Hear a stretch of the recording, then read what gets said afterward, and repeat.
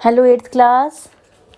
आज मैं आपको इस वीडियो में chapter number 16 the union legislature की जो बुक एक्सरसाइज है वो समझाऊंगी। जिन्होंने फिल नहीं कर रखी है वो फिल भी कर ले। तो सबसे पहले मैं मैचिंग करवा रही हूँ। मैचिंग में मैं इसमें आप देखेंगे स्क्रीन पर तो डायरेक्टली आंसर्स दिए हुए हैं कि द प्रेसिडेंट, इसका आंसर क्या है? तो इसका आंसर है nominates 12 members to the Rajya Sabha.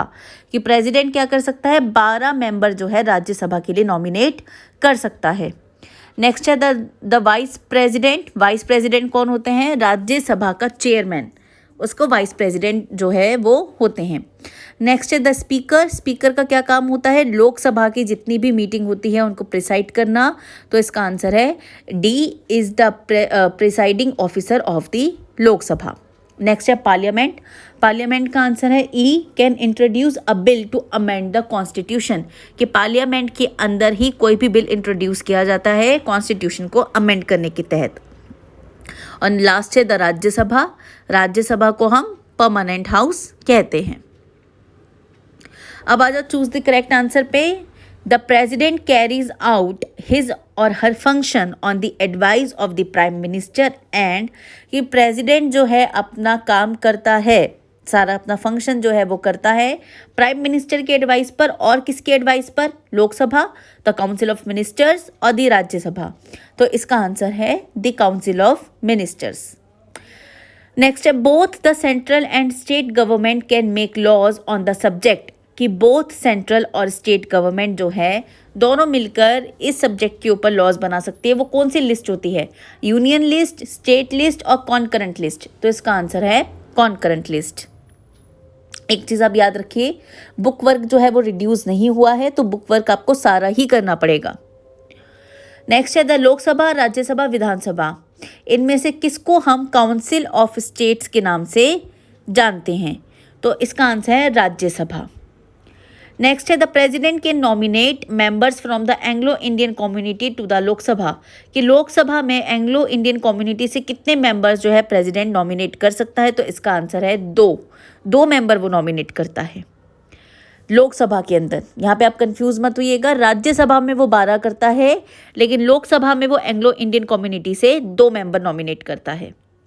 Next है at the present the Lok Sabha consisted of 545, 645, 525 members. अभी प्रेजेंट में कितने मेंबर्स हैं लोकसभा में, ये पूछा गया है। याद रखिए प्रेजेंट लगाया हुआ है, तो इसका आंसर है 545।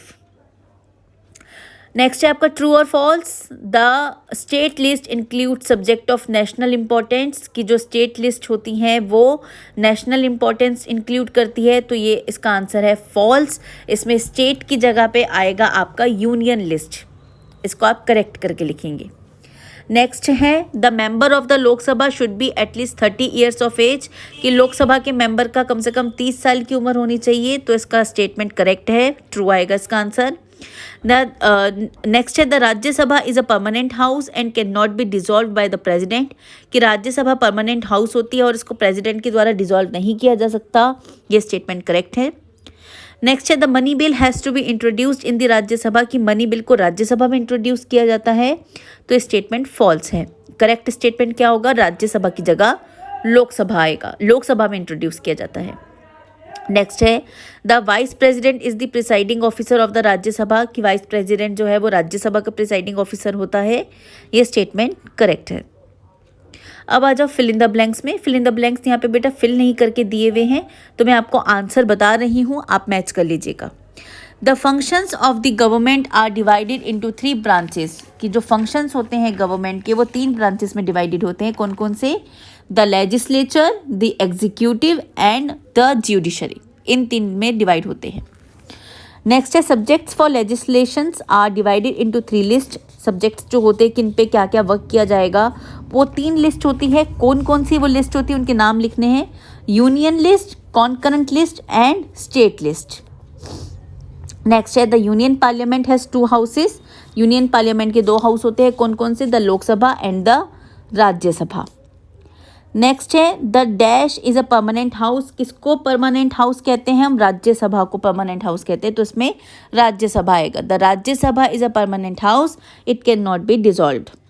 नेक्स्ट है the parliament is a dash legislature, parliament dash legislature है, तो इसका आंसर आएगा बाईकैमरल, बाईकैमरल लेजिस्लेचर है, जिसमें 2-3 तरीके की बॉडीज होती है।